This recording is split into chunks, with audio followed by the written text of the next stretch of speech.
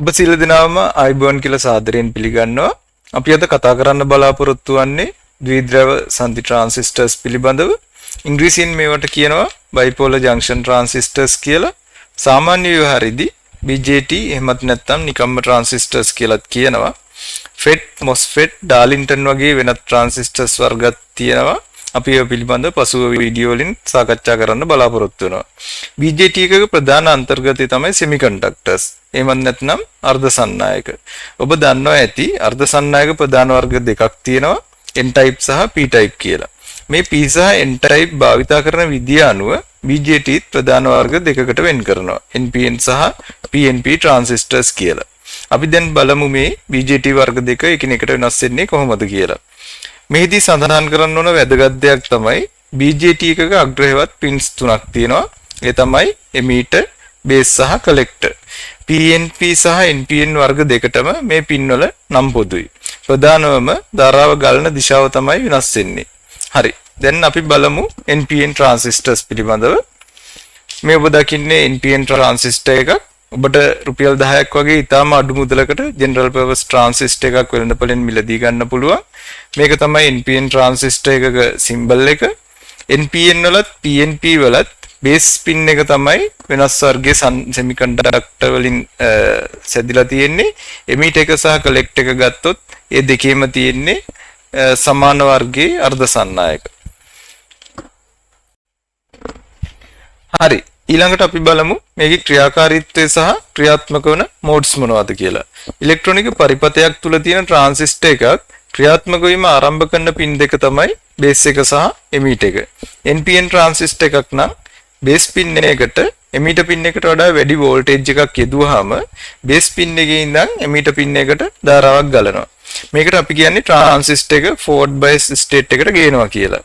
මේ ආකාරයට ෆෝර්වර්ඩ් බයස් වුණ ට්‍රාන්සිස්ටර් එකක collector pin එකේ voltage එක emitter pin එකට වඩා වැඩි voltage එකක් නම් collector pin එකේ ඉඳන් emitter එකට ධාරාවක් ගලන්න පටන් ගන්නවා.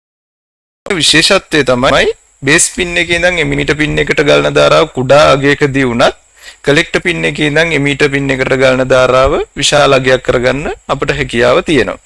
අනෙක් විශේෂත්වය තමයි collector pin එකේ ඉඳන් emitter pin එකට තියෙන voltage difference එක වැඩි අගයක් වුණත් base pin එකේ ඉඳන් emitter pin එකට ධාරාවක් ගලනවා නම් විතරයි collector pin එකේ ඉඳන් emitter pin එකට ධාරාවක් ගලන්න ආරම්භ වෙන්නේ. මේ ලක්ෂණ නිසා transistor එක අපිට electronic switch එකක් සහ සංඥා වර්ධකයක් ලෙස භාවිතා කරගන්න හැකියාව තියෙනවා. transistor එකක තියෙන මම දැන් සඳහන් කරපු ලක්ෂණ එහෙමත් නැත්නම් characteristics පෙන්වන්න පුළුවන් practical එකක් මම ඉදිරි වීඩියෝ එකකින් කරන්න බලාපොරොත්තු වෙනවා. මේ වීඩියෝ එකේ මම ඒ වෙනුවට පොඩි සිමියුලේෂන් එකක් කරලා පෙන්නන්න අදහස් කරනවා. මේකට මම යොදාගත්ත ඔන්ලයින් සිමියුලේෂන් ටූල් එකක්. මේකේ link එක මම පල්ලෙහා description එකේ share කරන්නම්. කැමති කෙනෙකුට try කරලා බලන්න පුළුවන්.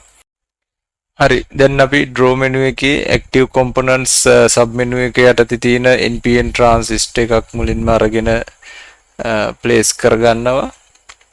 ඒක ඔබට දකින්න පුළුවන් emitter collector base කියන පින් තුන සඳහන් වෙනවා. ඊළඟට අපි පින් තුනට wires තුනක් කනෙක්ට් කරගන්නවා. මුලින්ම base එකට මේ ආකාරයට සම්බන්ධ කරනවා.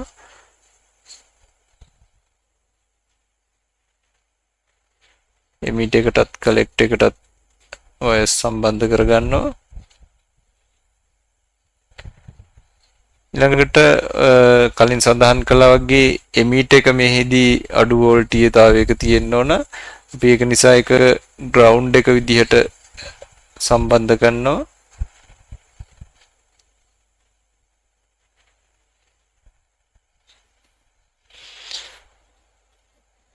ඊළඟට අපිට පුළුවන් collector එකට සහ base එකට අවශ්‍ය voltage assign කරන්න මේ simulation tool එකේදී practical එකක් කරනකොට ඔබට බලා ගන්න පුළුවන් අපි common power supply එකක් use කරන හන්දා resistors use කරලා අපිට පුළුවන් මේ අදාළ වෝල්ටීයතාවයන් pin වලට supply කරන්න.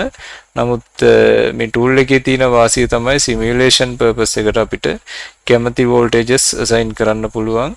ඒ නිසා resistors නැතුවම අපිට simulation එක කරලා බලන්න පුළුවන්.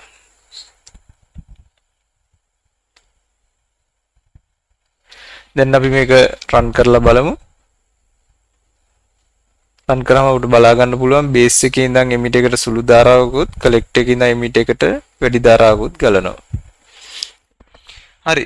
දැන් අපි බලමු PNP BJT එක ගැන. මේ තියෙන PNP ට්‍රාන්සිස්ටර් එකක් BC557 කියන ගොඩක් සුලභ PNP ට්‍රාන්සිස්ටර් එක.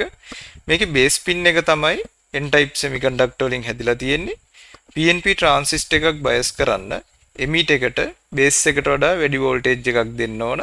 සාමාන්‍ය threshold value එක 0.7 වෝල්ට් වගේ වෙනවා. කලෙක්ටර් වෝල්ටේජ් එක ගැන සැලකුවාම ඒක එමිටර් සහ බේස් කියන දෙකටම වැඩිය අඩු වගයක් වෙන්න ඕන.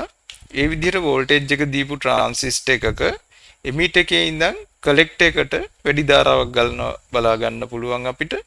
මේක NPN ට්‍රාන්සිස්ටර් එකකදී නම් ඔබට මතක ඇති කලෙක්ට් එකේ ඉඳන් එමිට් එකට තමයි ධාරාව ගලන්නේ. දැන් අපිට පුළුවන් මේකත් සිමියුලේට් කරලා බලන්න කලින් NPN ට්‍රාන්සිස්ටර් එක වගේම. හරි. දැන් අපි කලින් විදිහටම active component sub menu එක යටතේ තියෙන PNP ට්‍රාන්සිස්ටර් එකක් මුලින්ම ප්ලේස් කරගන්නවා.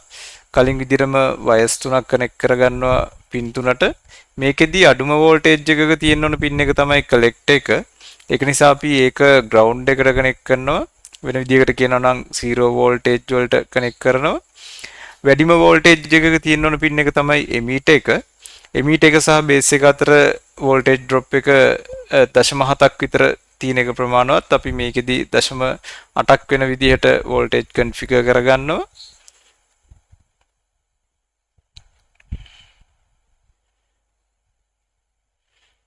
අපි වෝල්ට් 3ක් අසයින් කරමු එමිට් එකට.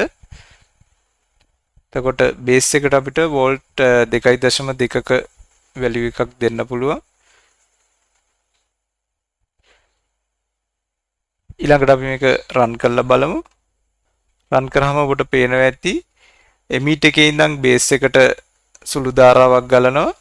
ඒ අතරතුර එමිට් එකේ ඉඳන් කලෙක්ට් එකට ඊට වඩා වැඩි ධාරාවක් ගලනවා.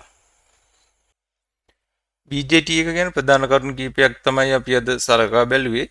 තවත් වීඩියෝ එකකින් නැවත හමු වෙනකන් ඔබ සැමට සුබ දවසක් ප්‍රාර්ථනා කරනවා.